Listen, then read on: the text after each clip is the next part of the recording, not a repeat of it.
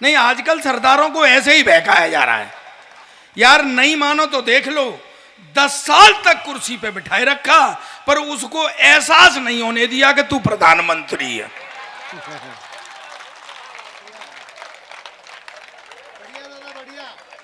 मजा आएगा, मजा आएगा। आप महीन बातें समझने लगेंगे तब तक मजा आएगा। आप थोड़ा सा अपना IQ ऊंचा रखना, क्योंकि मेरा थोड़ा नीचा है। हाँ। मस्त है सर। सब मुझको डेरा प्रमुख बता रहे हैं। वो आया डेरा प्रमुख बैठे, वो आया डेरा प्रमुख बैठे, पर इनमें से कोई हनीप्रीत नहीं ला रहा मेरे लिए। ये दुर्भाग्य मेरा। ये मुझसे अच्छा तो वही वाला ठीक था, हनीप्रीत तो थी उस पर। बेटा तो लोगों का ध्यान बाद में कर लियो। ये कहीं नहीं जा रहे, मैं सुबह तक नहीं जाने दूंगा इनको। तू कोशिश क्यों कर रहा है? तुझे एक बात बताऊं, आज फोटो नहीं आएगा, क्योंकि मैंने अपना स्विच ऑफ कर लिया है। थोड़ा सा मस्ती के मूड में आ जाओ, मैं आपको हंसाऊंगा, आनंद कराऊंगा। हम लोग इसीलिए आए हैं, और हंसी बड़ी नियामत है दोस्तों। मैं अपना एक परिचय देता हूँ छोटा सा। मातृशक्ति बैठी हुई है, मैं एक परिचय देता हूँ। मेरा परिचय दिया गया, लाफ्टर चैंपियन है, 45 देशों की यात्रा हुई, ये वो दुनिया की बात है। मैं अपना परिचय देता हूँ आपको। तो बैठ जा, मेरा दिमाग काम नहीं करता फिर। एक तो वैसे ही कम है मेरे में, उसको तू भी डिस्टर्ब कर रहा है। हाँ बैठ जा तू आराम से। हाँ नहीं, ये टेंशन की बात नहीं है। ये टेंशन देते, तुम्हें पता है ये फोटोग्राफर कौन बनता है? जो बचपन में दूसरे के घरों में झांकता है।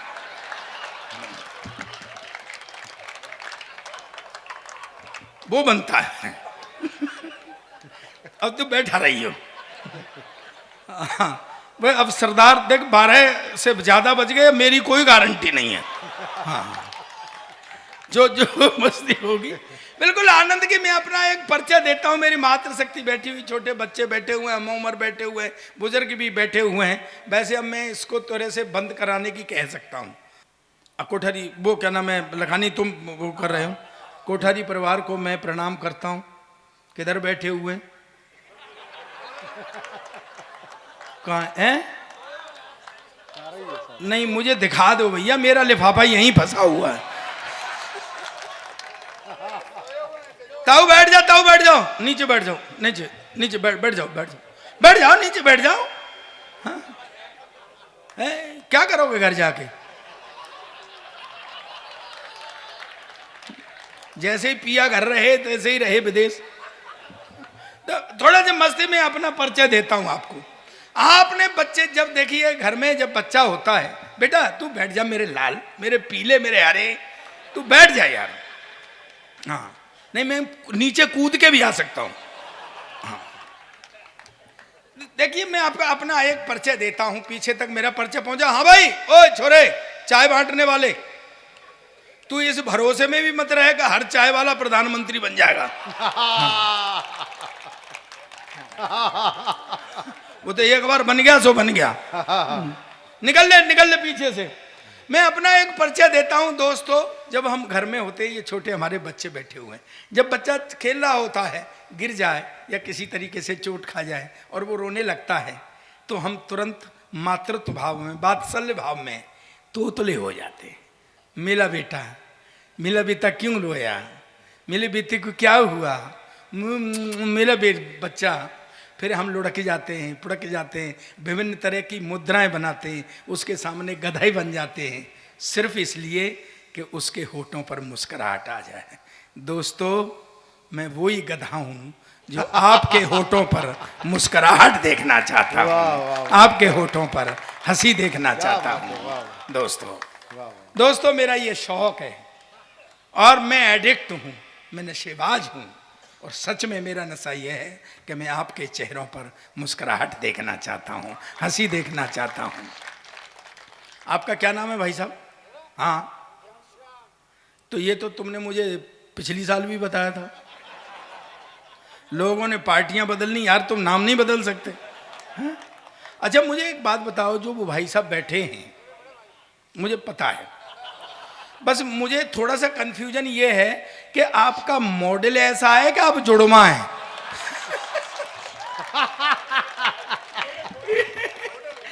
अच्छा, ये ब्रांड ही ऐसा है। दोस्तों, हंसी का कोई मतलब मत निकालना। मैं 2 घंटे आपको हंसाऊंगा, हंसी का कोई मतलब नहीं होता। हंसी का मतलब सिर्फ हंसी होता है, हंसी का कोई मतलब नहीं होता। हंसी का मतलब, मैं देखना चाहता हूं आप माइथोलॉजी से कितने जुड़े हुए हैं। हंसी का मतलब द्वापर युग में हंसी का मतलब द्रौपदी की हंसी का मतलब निकाल दिया था। दोस्तों, महाभारत हो गया था, पूरा कुनवागारत हो गया था। इसलिए हंसी का कोई मतलब नहीं होता। हंसी का मतलब होता है सिर्फ हंसी। हंसो आराम से, आए ताली बजाओ। मैंने नहीं कहा है, ये कह रहे थे। हा? ताली बजाओ। ताली क्यों बजावे भाई?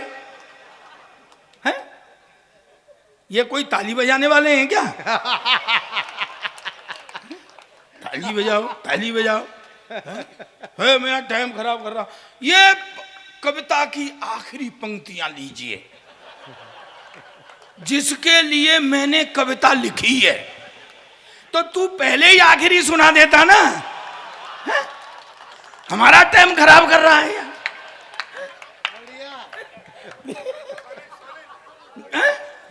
मस्ती की बात है सर। मैं एक बात बताऊं घनश्याम जी, ये चमक आपके वहां पड़ रही है और उसका रिफ्लेक्शन मुझे आ रहा है।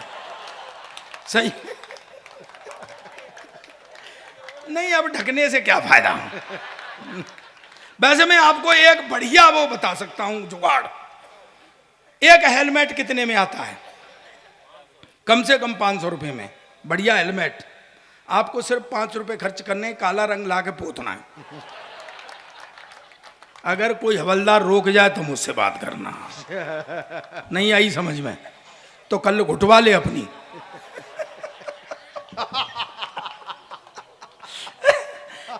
बिल्कुल मस्ती में। ये जो आई है, ये आई है, ये छोटे छोटे बच्चे। मैं तो बैठा बैठा, कौन सा शहर है ये? नापा सर। हैं? नापा सर। नापा सर तो मुझे पता है, तू कुछ और भी कह रहा था। आस पड़ोस के गांव बोल रहा था क्या? नहीं, मैं बैठा बैठा भगवान कसम ये सोच रहा था कि नापा सर के बच्चे अगर रोज इस टाइम तक जगते होंगे।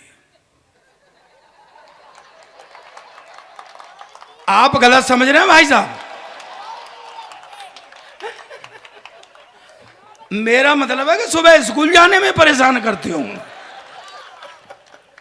क्या है? बच्चा एक मेरे पास भी है, पिछले 5 साल से एक ही क्लास में पढ़ रहा है। कल परसों मैंने बुला के कही, मैं बेटा कुछ पढ़ा लिखा कर। कहता पापा जब सारे पढ़ लिखे जाएंगे तो कोई सरदार भी रहेगा कि नहीं? और मैं कहा सारे सरदार आजकल सबसे ज्यादा पढ़े लिखे हैं। देख ला, इतना पढ़ा लिखा कोई प्रधानमंत्री नहीं आया जितना अपना सरदार था। कहता क्या खाक पढ़ा लिखा था, मैडम की बात मानता था। और मैं कहा मैडम की बात तो ये सारे ही सरदार मानते हैं, घर में किसी की नहीं चलती है। दोस्तों, हिंदू माइथोलॉजी से एक टिप्पणी करता हूं, समझ में आ जाए तो मुझे तालियों से बताना, और नहीं समझ आए तो बिल्कुल मत बताना। समझ में आ गई तो मेरा सौभाग्य, नहीं समझ आई तो तुम्हारा सौभाग्य। ये मुझसे बोले यूसुफ जी, बोले क्यों भाई सरदार, तू बाहर तो बड़ा शेर बना रहता है, घर में जाके म्याऊं हो जाता है। अब मागा शेर तो मैं घर में भी रहता हूं, पर वहां माता सवार हो जाती है। बढ़िया है, हाँ माता की सवारी है। तो मैंने उससे कहा, मैंने बेटे कुछ भाइयों में उठने बैठने काबिल कर, कुछ ऐसा कर जिससे मेरा सिर ऊंचा हो। सुबह तड़के आ गया, बोले पापा, भाई साहब भाई साहब भाई साहब, भाई बैठो बैठो। कोठारी जी, हाँ मुझे पता है सर, आप चले गए तो मेरा क्या होगा। हैं? कुछ लोग आजकल सरदारों को काम पे लगा के निकल जाते हैं। मेरी नजर है आप पे। हाँ, मैं वो वाला सरदार नहीं हूं जो आप सोच रहे हैं। तो क्या है,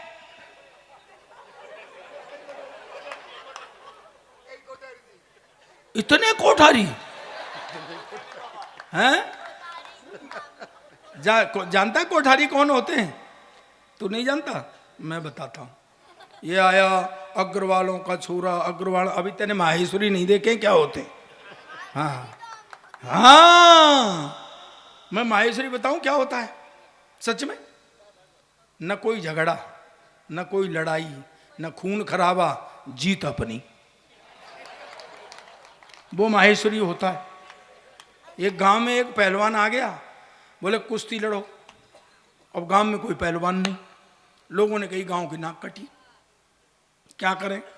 बोले चलो माहेश्वरी जी के पास। वो अपनी दुकान पर बैठे हुए, लोग आए, बोले जी गांव में पहलवान आया है। माहेश्वरी जी बोले मैं क्या करूं भाई? अरे बोले सर गांव की नाक कटी जा रही है, कैसे नाक बचे? तो माहेश्वरी जी बोले सोच के कि नाक तो नहीं कटेगी। बोले कैसे? कि कुश्ती मैं लड़ूंगा। लोगों ने कही पहले तो कट रही थी कि जाने नहीं कट रही थी, ये अब जरूर कटेगी। बोले चलो, तो चले गए, कुश्ती शुरू। अब पहलवान तो पहलवान, मजे लेना मेरी बात का, पहलवान तो पहलवान, उनने माहेश्वरी जी को उठा के कंधे पर पटकने के लिए ले लिया। अब सीन ये बना कि पहलवान के कान के पास माहेश्वरी जी का मुंह पहुंच गया। उनने पहलवान के कान में कहा बेटा 5 लाख दूंगा, चित्त हो जा। पहलवान तो आंखें बदलने लग गया, बोले देख ले बेटा 5 कुश्तियों में भी नहीं मिल सकते। पहलवान की समझ में आ गई, उसने ऐसा दाव मारा उल्टा का खुद ही चित्त हो गया, गांव की नाक बच गई। ताड़ियां तो पीछे तक तब उठाना। दूसरे दिन पहलवान गया माहेश्वरी जी के पास, बोले लाओ 5 लाख। माहेश्वरी जी बोले काहे के? अरे बोले कल आपने अखाड़े में वायदा किया था 5 लाख दूंगा, चित्त हो जा, लाओ 5 लाख। माहेश्वरी जी बोले बेटा वो तो अखाड़ा था, तू अपना दाव चल रहा था, मैंने अपना दाव।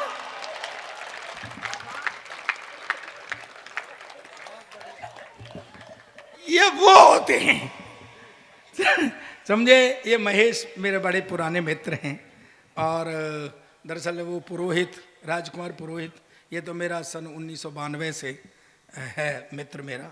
92 से नहीं, कुछ ज़्यादा हो गई गुरु, हैं? ठीक लगा लो, 2002 से। हाँ ठीक लगा लो, हाँ 2002 से हैं ये मेरे मित्र हैं।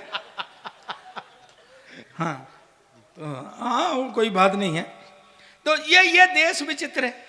आप देख लो, पहला प्रधानमंत्री बोलता नहीं था, ये वाला चुप नहीं होता है, भाषण दूंगा, इस पे भी भाषण दूंगा, उस पे भी। मेरी तो सरदारनी कह रही थी क्यों जी ये करवा चौथ पे भी भाषण देगा क्या?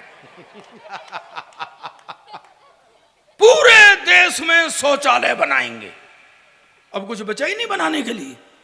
फिर वहां गए जम्मू कश्मीर, न खाऊंगा न खाने दूंगा। तो क्यों भाई, जब तुम खाओगे नहीं और खाने भी नहीं दोगे तो शौचालय बनवाने की जरूरत क्या है? सर ये देश विचित्र है।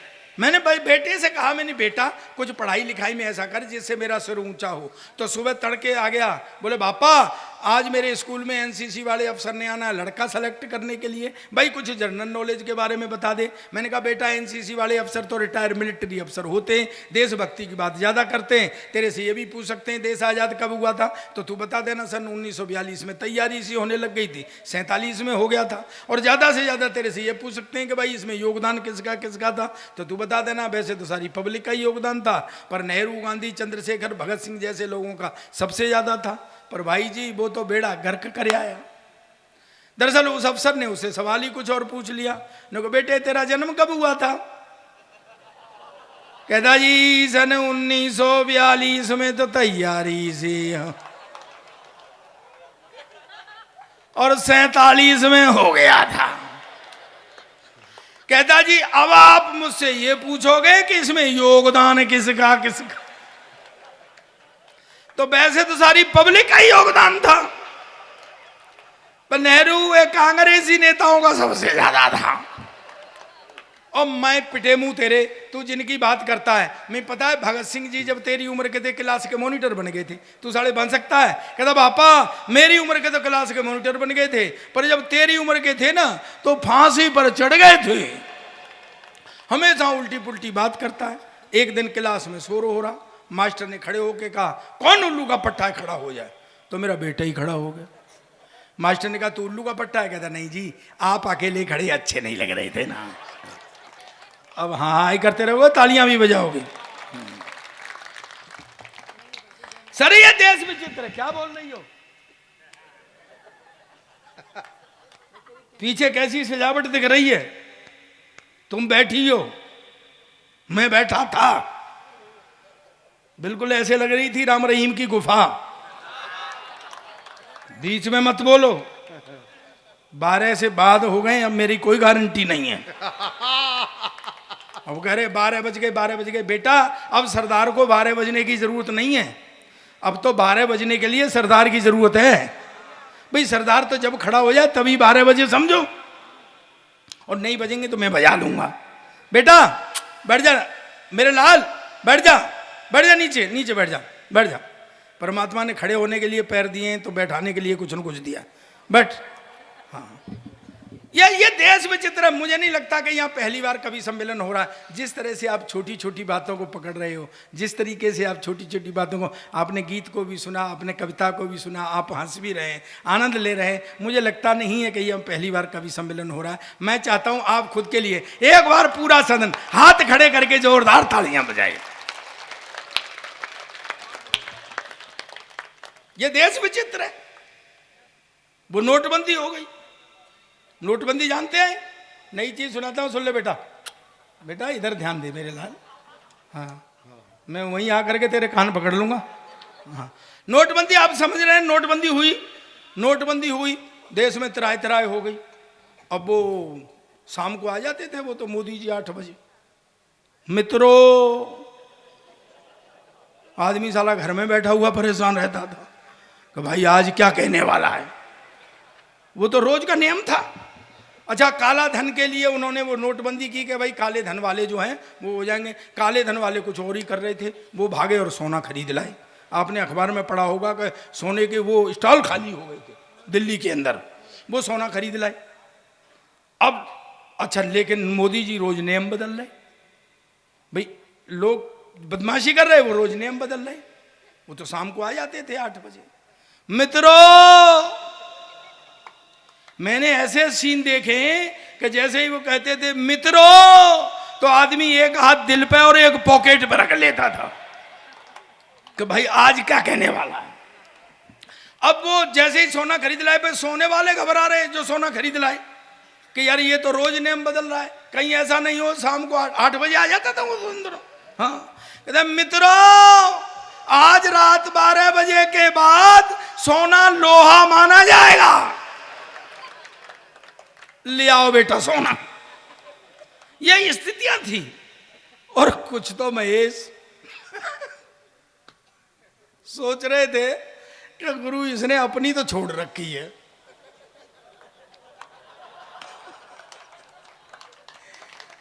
ये भी हो सकता है कि किसी शाम को 8 बजे आता था। मित्रों आज रात 12 बजे के बाद आपकी पुरानी पत्नी का टेंडर समाप्त होता है।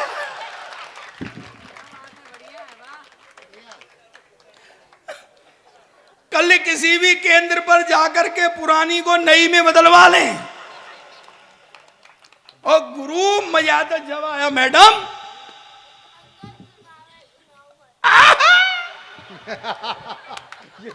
मजा आ गया उसको। बच्चे आनंद ले रहे हैं पूरा।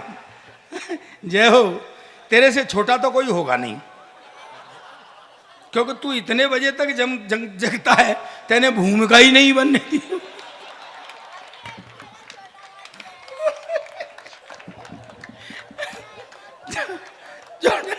मैं मस्ती के मूड में आया, ताली बजा भाई साहब, आप ताली कोने में नहीं बजा रहे। आनंद की मुद्रा है, बिल्कुल आनंद बांट करके जाऊंगा बरसा करके। वो मोदी छूट गया मेरे हाथ से। हाँ तो वो अच्छा क्या हुआ कि लोगों को पैसे नहीं मिल रहे थे वापस, तो फिर उन्होंने एक दिन कुछ दिनों के लिए नियम दिया कि जितने जमा करोगे उसके 50% मिल जाएंगे। आया था ना? मैं बड़ा खुश हुआ कि जो जमा करोगे उसका 50% मिलेगा। मैंने कहा गुरु सरदारनी 40 की है।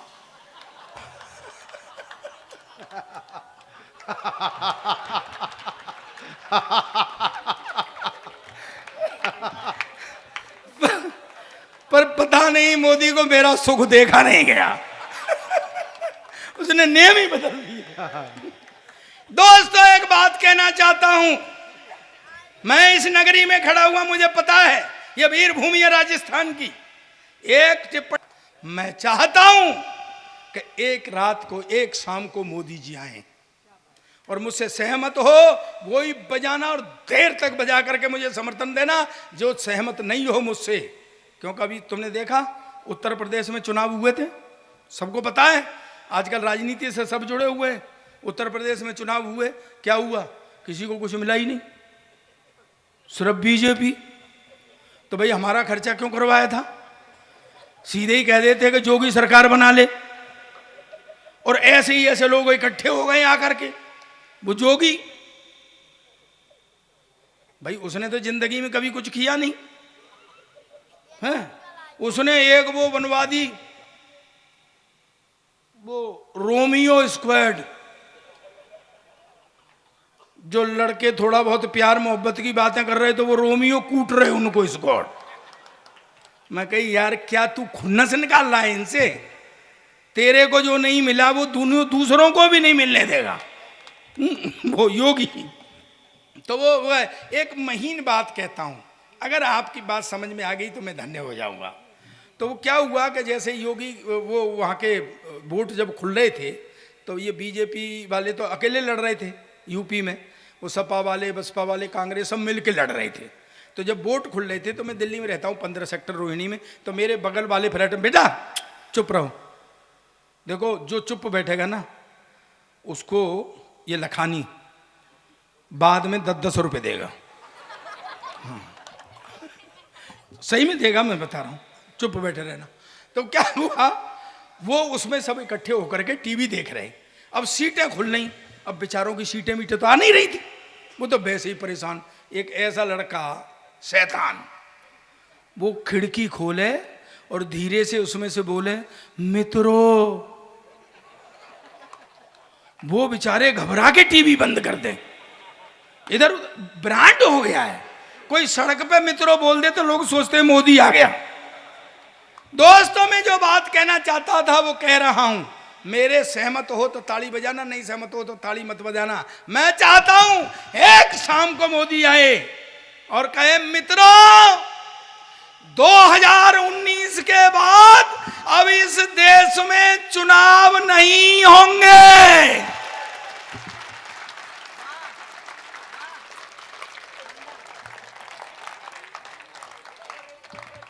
काम ही खत्म, भी रोज रोज के लफड़ा खत्म। पर मेरे संग तो पंगे लगे रहते। एक अंग्रेज आया, मुझसे बोला, सरदार जी तुम्हारा देश बहुत गरीब। मैं पहली बात तो ये देश गरीब नहीं, और है तो साले तुमको क्या मतलब है? बोले नहीं नहीं नहीं नहीं, क्या तुम हो यूज एंड थ्रो वाले, और हम इंडियंस मिनिमम इनपुट से मैक्सिमम आउटपुट लेने वाले।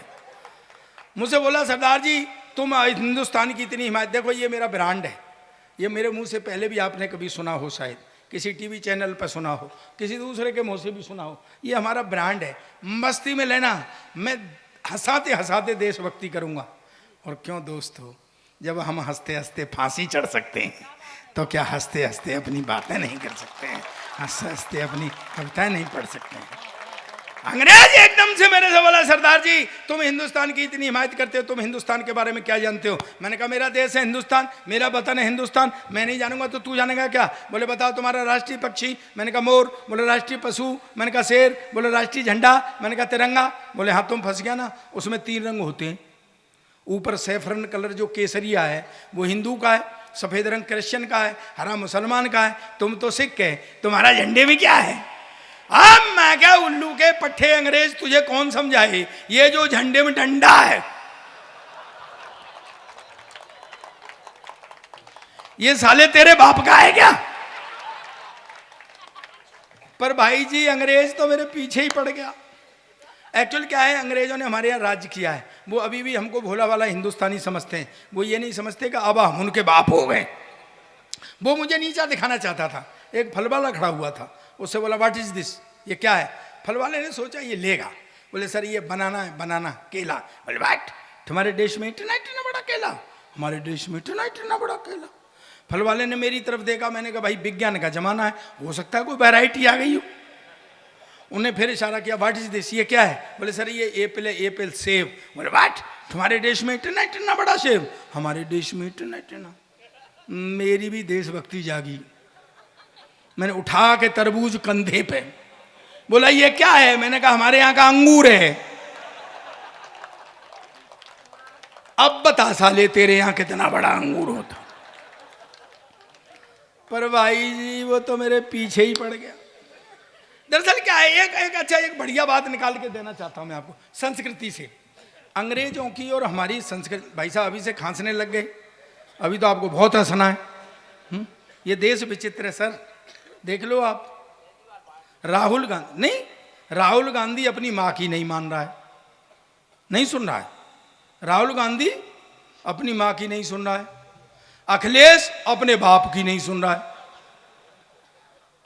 केजरीवाल की कोई नहीं सुन रहा है, मोदी किसी की नहीं सुन रहा है।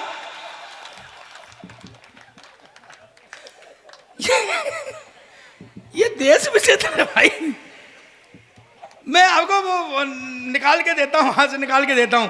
तो वो संस्कारों से देखो, हमारी और उनकी संस्कृति में बहुत अंतर है अंग्रेजों की में। जैसे मैं बताऊं आपको कि अंग्रेज जब गा रहे होते हैं तो ऐसा लगता है रो रहे हैं, और हम तो जब रो भी रहे होते हैं तब भी ऐसा लगता है गा रहे हैं। आप कभी अंग्रेजी सीडी लाना, फंसाना, वो नहीं जो आवाज बंद करके देखी जाती है, सुनिए वो। तुम बहुत बदमाश लड़के हो, तुम वो टाइप राइटर की तरह मारो कहीं पर लगे वहीं। अब वो क्या है, आप कभी सीडी लाना उनके गाने की, वो फंसाना,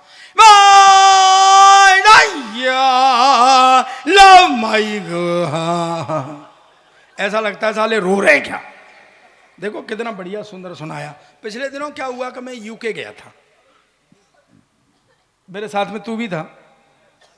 देखो वो साला हाँ कह रहा है, भगवान कसम देश में झूठों की भी कमी नहीं है यार। तुम तो थी। तो क्या हुआ कि वहाँ स्कॉटलैंड, इंग्लैंड, आयरलैंड, उसमें हमारे 2-2, 3-3 प्रोग्राम थे। तो वहाँ पे मेरा बहुत पुराना भाभी जी, बुआ जी निकली।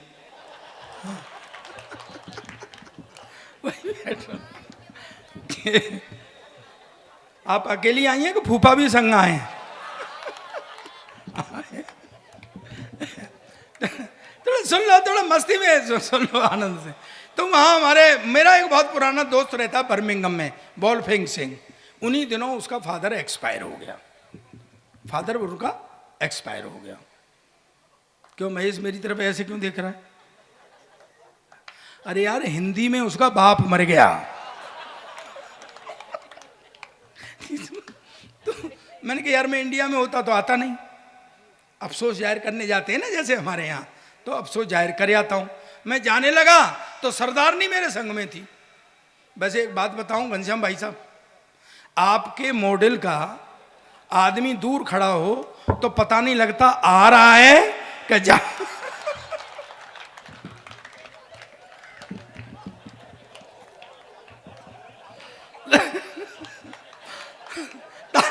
ताली बजाइए, मेरे मित्र के लिए ताली बजाइए। तो मैं जब जाने लगा तो सरदारनी मेरे संग में थी। बोली जी मैं भी चलूं? मैं कहा चल। और हम चले गए। जिसका फादर एक्सपायर हुआ था वो खड़ा हुआ, वोल्फिंग सिंह। अंग्रेज आ रहे और अपने तरीके से अफसोस जाहिर कर रहे। I am very sorry your father expired. चला गया। दूसरा आया, your father has dead, I am very sorry. मैं खड़ा खड़ा सोच रहा, मैं क्या भाई ये सॉरी क्यों बोल रहे हैं? इसका बाप इन्होंने मारा है क्या? भाई साहब इधर सरदारनी शुरू हो गई। अबे तू कहाँ चला गया वे, मेरे पप्पू के पापा के दोस्त के बापू। भाई साहब अंग्रेज ने पुलिस बुला ली कि साले हमारा बाप मर गया और तुम्हें गाने सूझ रहे हैं।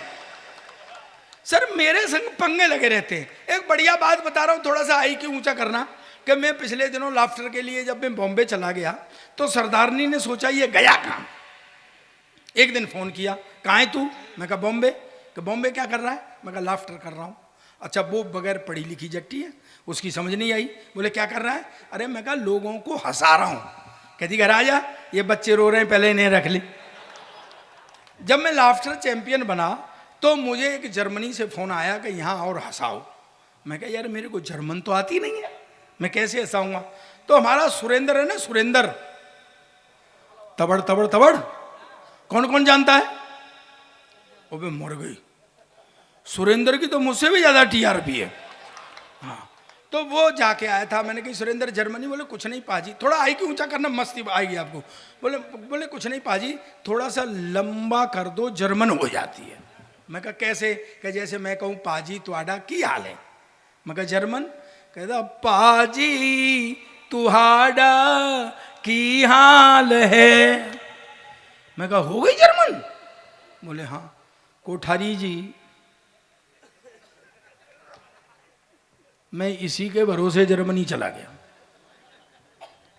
माँ में उतरा, सामने एक रेस्टोरेंट था, मैं कुछ खा लूंगा और जर्मन भी टेस्ट हो जाएगी।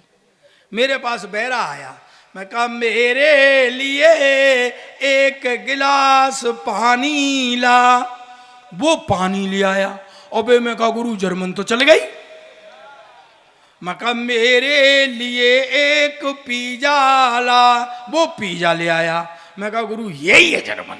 मैं बैठ करके खाने लगा तो वो ऐसे खड़ा हुआ था काउंटर के पास, वहीं से मेरी तरफ देख के बोला सरदार जी आपको और क्या चाहिए? साला मुझे कुछ शक हुआ। मैं कहा तू इधर आ। मैं तू कहाँ का रहने वाला है? कहता मैं बठिंडे का।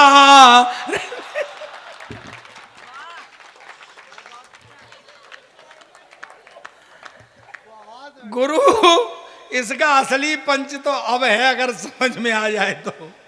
ओ मैं कहा फिर हम जर्मन में बातें क्यों कर रहे?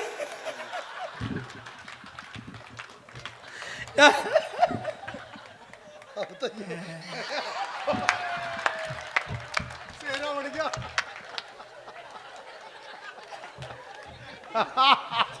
ये वाला मालावीर के कद के हिसाब से छोटी लेके आया। मेरी तो तब भी जब सरदारनी डाल रही थी तब भी ऐसे ही फंस गई थी और आज तक फंसी हुई है। हाँ हाँ तो ये देश विचित्र है सर। अब ये लड़के हैं पीछे, जरा सी बात मुझे पता है बेटा तुम कौन हो। तुम वो अपनी गर्लफ्रेंड के मोबाइल में पैसे तुम डलवाते हो, बात वो किसी और से करती है। सर आजकल के लड़के ठगे जा रहे हैं बेचारे। एक हमारा जमाना था, हाय हाय हाय हाय हाय, जब इश्क मोहब्बत की बातें होती थी। कोठारी जी हैं तो महीनों तो देखा देखी में ही निकल जाते थे। फिर उसकी पता करते थे किस गली की है। घनश्याम जी भगवान कसम आपका जितना अच्छा फेस है उतना ही अच्छा सर फेस है।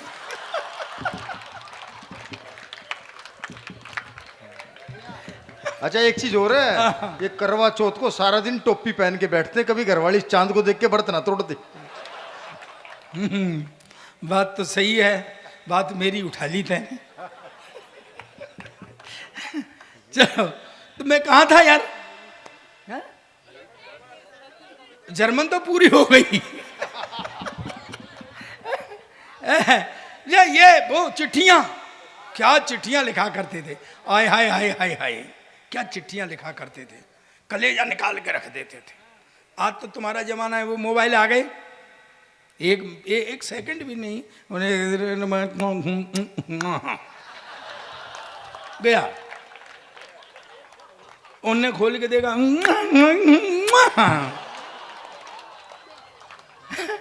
हम लिखा करते थे चिट्ठियां, आय हाय हाय हाय, मेरी प्यारी कम्बो, बीच में अपने हालात, फिर नीचे तेरा प्यारा गुंटू लाल। अब चिट्ठी कौन पहुंचाए, बड़ी समस्या रहती थी कोठारी जी, बड़ी समस्या रहती थी, चिट्ठी कौन पहुंचाए। अच्छा ऐसे किसी को दे नहीं सकते क्योंकि साला अपनी ही सेटिंग कर ले, हैं? हम चिट्ठी लिखने में ही रह जाए। तो वो क्या होता था कि वो गुड़मुड़ू, मैम पुरानी बातों में पहुंचो, हाँ जब चिट्ठियां आती थी, हाँ चिट्ठियां आती थी तो गुड़मुड़ू की, इधर उधर देखा,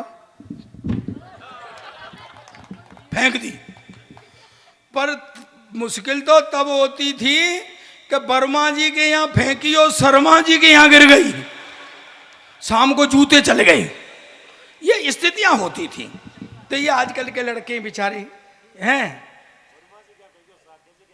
हाँ मेरी तो किसी के यहाँ नहीं गिरी आज तक, मैं इतना मुकद्दरहीन हूं समझे।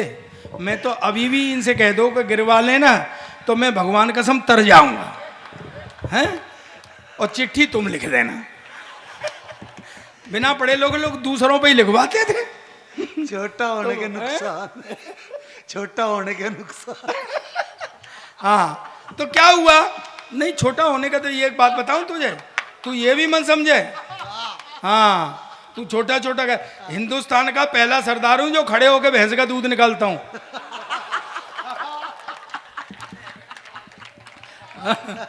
हाँ बोलो, नहीं तो मुझे ऐसे नहीं करूंगा मैं।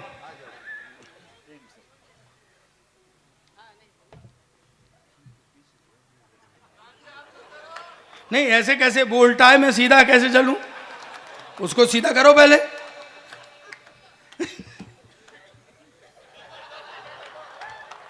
महेश भगवान कसम मैं तेरे से बहुत डरता हूं क्योंकि तेरी शकल मेरी सरदारनी से मिलती है।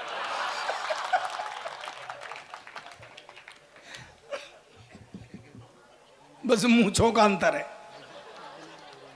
तेरी छोटी छोटी यूं है, वो तान के रखती है। तो आनंद की मुद्रा। तो वो अच्छा एक बात मुझे बताओ, मैं जहां घुमा फिरा के ला रहा हूं, मैं मात्र शक्ति मेरी बैठी हुई है, मैं कुछ संस्कारों से हाथ से निकालना चाहता हूं। आप करवा चौथ जानते हैं, यहाँ होती है ना, अगर होती है तो मुझे ताली बजा के बताओ। तू क्यों बजा रहा है, तू रखता है क्या करवा चौथ को, पीटने लग जाता है।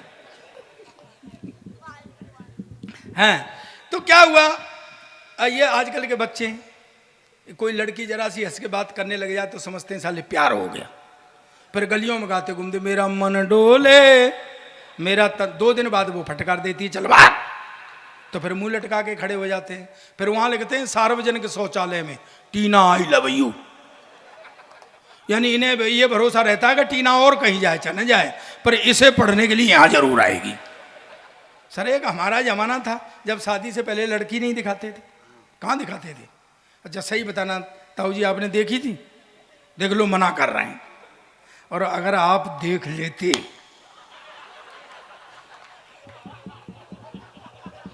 नहीं यही करते जो किया है। तो मेरे शादी वाले आए देख करके चले जाए, पहले शादी से पहले लड़की कहाँ दिखाते थे, अब तो शादी से ही पहले सब कुछ हो जाता है, बेचारी शादी रह जाती है करने के लिए। हाँ? पहले शादी से पहले लड़की नहीं दिखाते थे, तो मेरे लड़के मुझे देखने वाले आए तो देख के चले जाएं। मैंने कहा यार कोई फॉल्ट है, मैंने घर वालों से कहा, मैंने कहा ये मैं लड़की देखूंगा। बोले तू क्या देखेगा, हमने देख ली। मैं वाह पट्टे, वो मेरी रही है, देख तुमने ली।